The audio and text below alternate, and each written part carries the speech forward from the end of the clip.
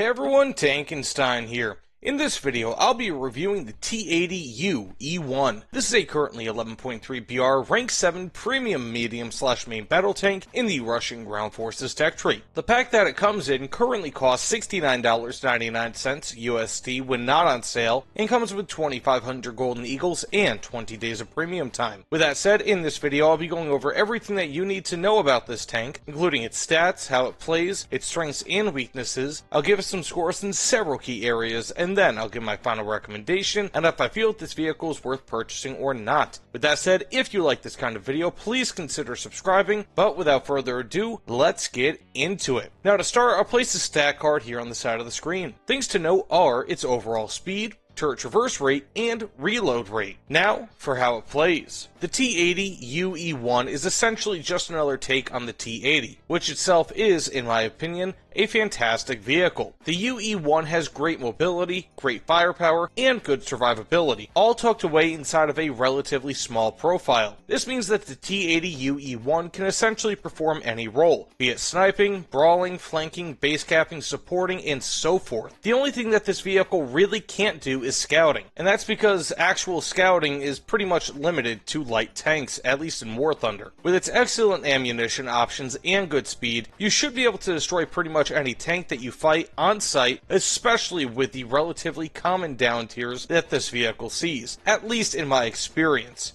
Let me know in the comments below if you've been seeing a ton of up tiers, because I really haven't. Not everything is great, however, with the UE1, as it has a massive ammo rack in the turret basket and has minimal armor on the sides to protect it. If you can keep this gigantic flaw hidden, however, the T-80U-E1 can fight well, especially considering that it has great Gen 2 thermals. In my opinion though, the two best roles for this vehicle will be as a sniper and a brawler, though I guess maybe a third role as a flanker could be acceptable as well, though sniping may be a touch difficult due to the presence of the 3BM46 APF SDS as your top shell, being that it is just decent and not great at this BR. Otherwise, this is one of the few tanks that doesn't have many limitations, though I guess that's why it's a main battle tank. Now with that said, let's get into its strengths and weaknesses, and first for its strengths. This vehicle has good but not great gunner's optics with up to 12 times zoom. Second, this vehicle has great turret traverse rate of between 28 and 40 degrees per second, depending on crew skill. Third, the cannon is auto-loaded with a flat 6.5 second reload, so long as you don't exhaust your up to 28 rounds of ready rack ammo. While 6.5 seconds is decent for a reload rate, this speed will not be reduced if a crew member dies, unlike with many Western tanks that don't have autoloaders. Fourth, this vehicle has great Gen 2 thermals, which are a huge step up from your typical Gen 1 thermals. Fifth, this vehicle has great mobility with a high 70 km/h top speed and about a 26.6 to 1 horsepower per ton power to weight ratio. Beyond this, the UE1 has an excellent variety of ammunition with Heat FS, the tandem charged 9M119M1 ATGM, a powerful AG shell, and usable 3BM46 APF SDS. Seventh, the top-mounted HMG will help in destroying lightly armored vehicles, tank tracks, and aircraft. For its 8th strength, the UE1 has very good overall armor, with the very good, even great Contact 5 ERA, as well as very good composite armor on both the upper glacis plate and turret. 9th,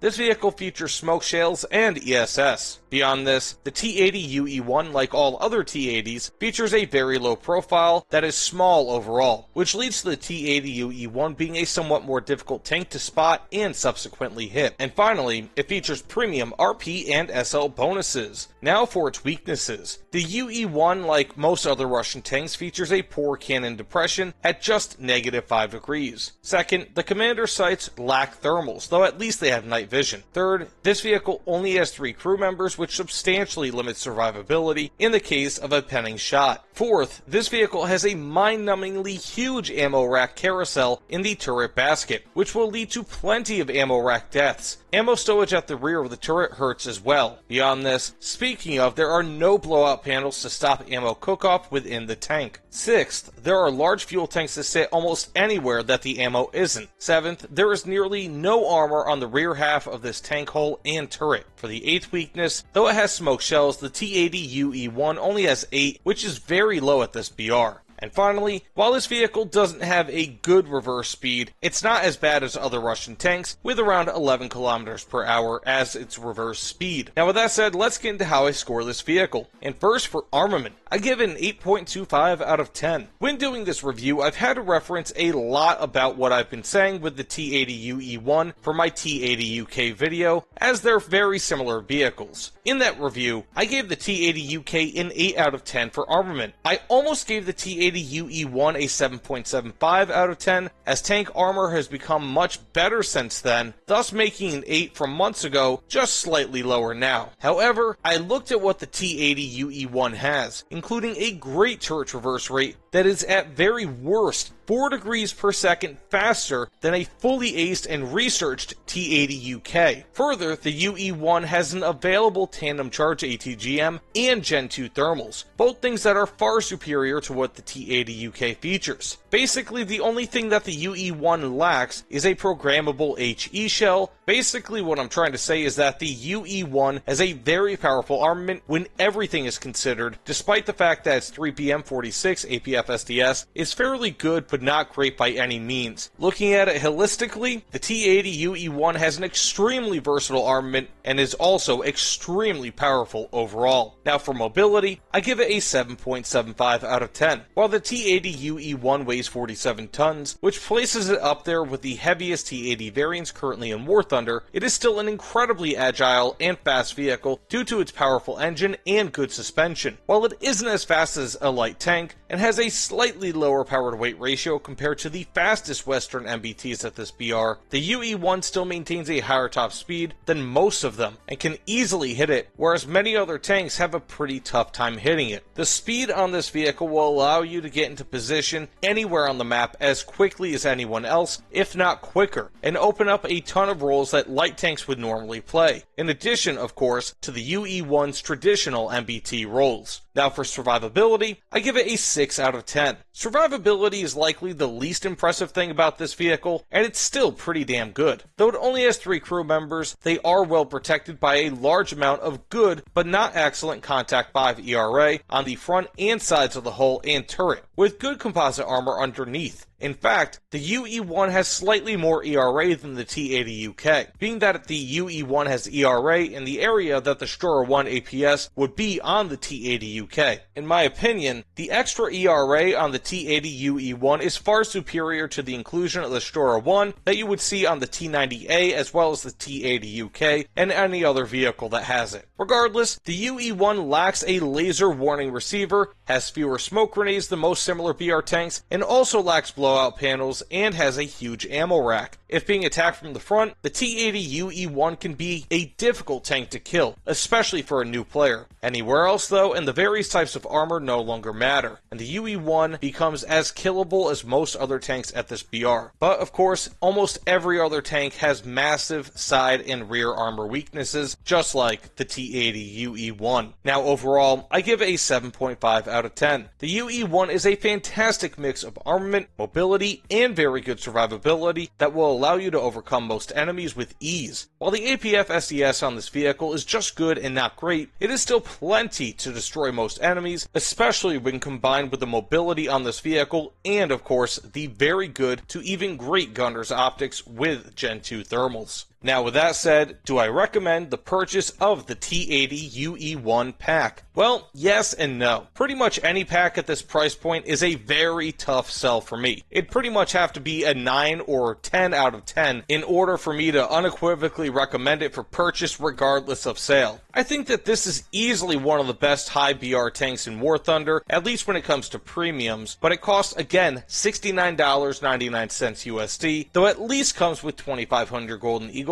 and 20 days of premium time. While of course this is yet another variant of the T-80 hidden behind a paywall, the UE1 is an excellent vehicle and one that I do recommend for purchase and give my Tankenstein seal of approval. While I would caution to wait for a sale in order to purchase this vehicle in order to take the sting out of its incredibly high price, because remember, after all, this is a digital vehicle and you can get amazing games, many amazing games for that same price actually. The UE1 is easily one of the most worthy vehicles vehicles for your dollar, at least at this rank in War Thunder. It is fast, strong, and has good survivability, all of which are traits that amount to this being a very good, if not excellent vehicle. The UE1, while a little bit boring, is nonetheless a fantastic tank and should provide those who purchase it with plenty of fun and, of course, excellent tech tree grinding. Now, with that said, thank you all so much for watching. Please consider liking and subscribing, as both help me out tremendously, and doubly so if you like this sort of content. Additionally, let me know in the comments below what you think of this vehicle and, of course, my review on it. Either way, thanks again for watching, everyone, and I'll see you all on the other side. Take care, everyone.